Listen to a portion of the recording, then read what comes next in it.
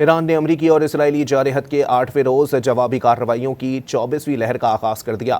ایرانی افواج نے تل ابیب سمیت اسرائیل کے مختلف مقامات پر میزائلوں کی برسات کر دی، جس سے اسرائیلی علاقے زوردار دھماکوں سے گونجتے رہے۔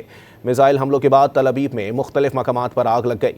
پاسداران انقلاب نے کہا کہ شمالی خلیج فارس میں امریکی آئل ٹینکر کو میزائل سے نشانہ بنایا گیا۔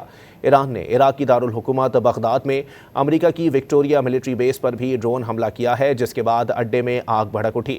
ایران کے سرکاری میڈیا پریس ٹی وی نے امریکی بیس پر آگ کے شعلوں کی تصویریں جاری کر دی۔ دوسری جانب عراقی سیکیورٹی ذرائع نے تصدیق کی ہے کہ بغداد میں ایک ملٹری ایئرپورٹ پر ڈرون گرا ہے۔ بغداد میں امریکی ریڈار سسٹم پر میزائل داغے گئے ہیں۔ عراقی شہر اربیل میں ایک بار پھر ایرانی ڈرون کا حملہ ہوا ہے۔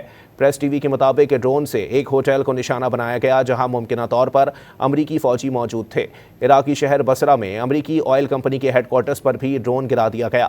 ادھر سعودی عرب نے شیبہ آئل فیلڈ کی جانب آنے والے 6 ڈرون تباہ کرنے کا دعویٰ کر دیا۔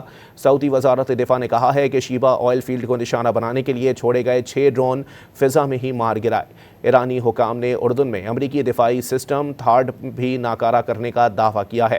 پریس ٹی وی سے جاری تصویر میں دفاعی نظام کی تباہی دیکھی جا سکتی ہے۔ مقبوضہ مغربی کنارے کے شہر نابلس میں صہیونی مرکز پر حملہ کیا گیا۔